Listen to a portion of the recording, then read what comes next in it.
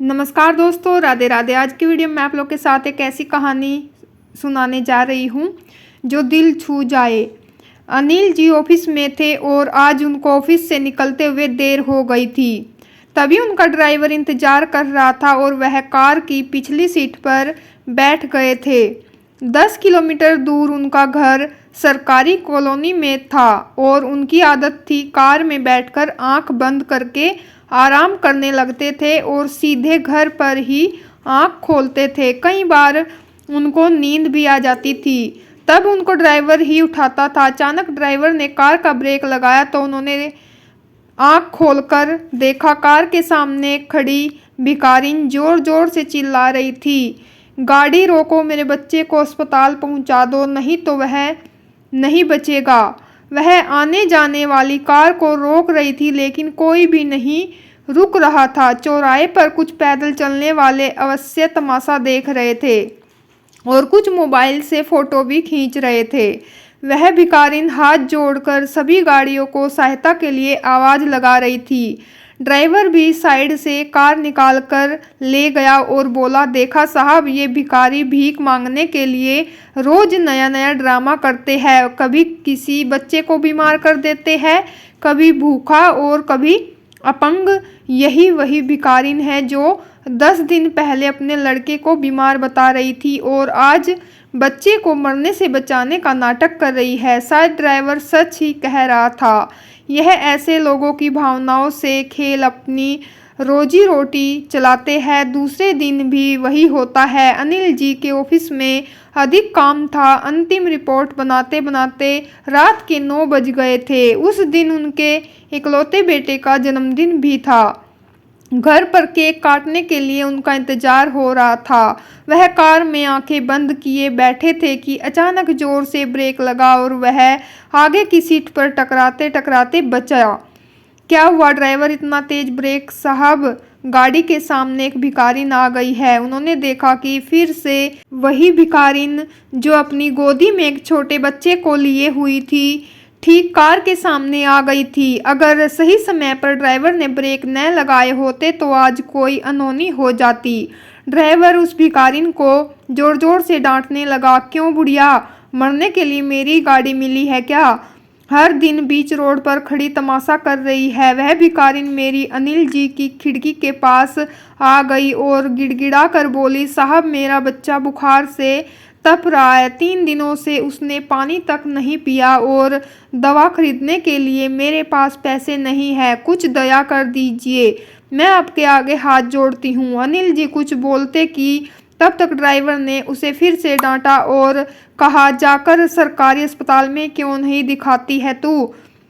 गई थी साहब, लेकिन कोई बिना पैसे के दवाई नहीं देता है। वह जोर जोर से रो रही थी। अनिल जी ने अपने पर्स से कुछ देना चाहा लेकिन ड्राइवर ने कार झटके से आगे बढ़ा दी और वह भिखारिन गिरते गिरते बची। अनिल जी ने ड्राइवर की ओर देखा तो वह बोला, सर, यह सब भिखारियों का धंधा है।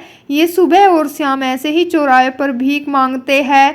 तब अनिल जी ने कहा, लेकिन ड्राइवर, यदि सचमुच वह सच कह रही हो तो, और उसका बेटा कहीं सच में बहुत बीमार हो तो? ड्राइवर बोला, अरे कहाँ साहब, ये भिखारी पूरे ट्रेंड रहते हैं और यह बच्चा भी इस भिखारिन का नहीं होगा साहब, इनका पूरा ग्रुप रहता है। अनिल जी ने फिर से अपनी आंखें बंद कर ली लेकिन बार बार उस भिखारिन का चेहरा उनकी नज़रों के सामने आ रहा था। घर पर सब अनिल जी का इंतजार करते मिले और शोर हंगामे में वह भूल गया। लेकिन थोड़ी देर बाद उन्हें फिर से उस भिखारिन का ध्यान आता है और आज भी भिखारिन नए नाटक के साथ सामने आ गई थी। शायद ड्राइवर सही कह रहा था कि पैसे मांगने के लिए वह ये सब नाटक करते रहते हैं। अनिल जी कपड़े बदलकर और फ्रेश होकर डाइनिंग टेबल पर आकर बैठ गए और उनकी पत्नी भी वहीं बैठी थी। वह अपने बेटे का इंतजार कर रही थी। वह रोज शाम को कोचिंग के लिए जाता है और 9 बजे वापस आ जाता है, लेकिन आज तो 10 बज गए हैं। अनिल जी ने अपनी पत्नी से पूछा, कुछ बोलकर गया था क्या? नहीं, ऐसा तो कुछ नहीं कह गया, बल्कि कह रहा था कि आज जल्दी आ जाएगा तो 10 से 12 का शो देखने दोस्तों के साथ जाएगा। 10 बज गए थे। उन्होंने बेटे के दोस्तों को फ़ोन लगाया तो उन्होंने यही बताया कि हम लोग भी पिक्चर हॉल में उसका वेट कर रहे थे, लेकिन वह नहीं आया। उन्होंने कई बार उसका फ़ोन भी ट्राई किया, घंटी जा रही थी लेकिन कोई उठा नहीं रहा था। आशंका से मन घबराने लगा और अनिल जी कार लेकर कोचिंग इंस्टीट्यूट का चक्कर लगा आए थे। वहां पता चला कि आज वह 9 बजे ही उन्होंने फ़ोन को ट्राई किया तो किसी ने फ़ोन उठा लिया था। हेलो हेलो, आप कौन बोल रही है? यह फ़ोन तो मेरे बेटे का है। आपके बेटे का? हाँ, मैं हॉस्पिटल से हेड नर्स बोल रही हूँ। एक घायल लड़के के बैग में से यह मोबाइल बज रहा था।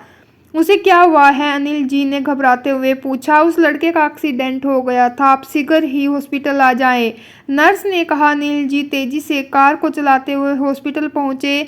रिसेप्शन पर दौड़ते हुए पहुंचे और उन्होंने सिस्टर से पूछा तो पता चला कि किसी बच्चे का एक्सीडेंट हो गया था, उसका ऑपरेशन होना है। जल्दी जल्दी वह ऑपरेशन थिएटर की ओर दौड़े।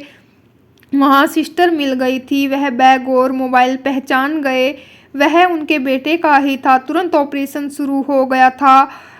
हेड इंजरी थी और हाथ पैर में चोट आई थी। वह रिसेप्शन हॉल में घबराए हुए टहल रहे थे कि तभी उनकी निगाह कोने में खड़ी एक औरत के ऊपर पड़ी। अरे, यह तो वही भिखारिन है जो भीख मांगते हुए उनकी कार के आगे खड़ी थी। एक कोने में खड़ी भगवान से कुछ प्रार्थना कर रही थी। उन्होंने एक सिस्टर से पूछा कि उस औरत का बेटा भी भर्ती है क्या?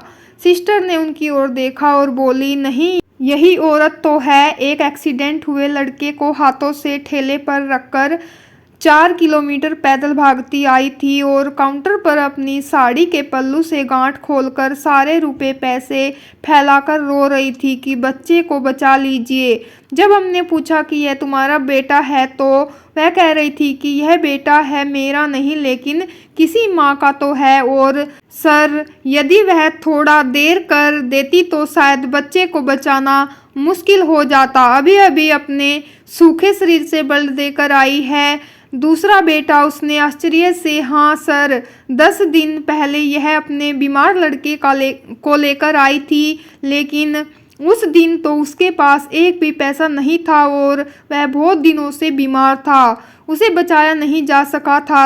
अनिल जी ने उस औरत की तरफ देखा जो अभी भी उनके बेटे की सलामती की दुआ मांग रही थी।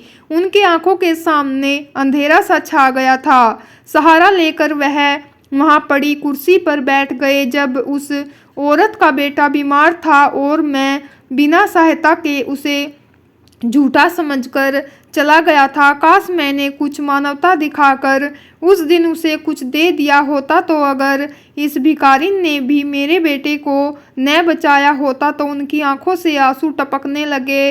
वह औरत जिसने दिन रात भीख मांगकर अपने सारे पैसे काउंटर पर किसी दूसरे के बच्चे के लिए फैला दिए थे और खुद हाथ ठेला पर 4 किलोमीटर लेकर आई थी। अनिल जी आज समझ नहीं पा रहे थे कि कौन दानदाता है और कौन भिखारी।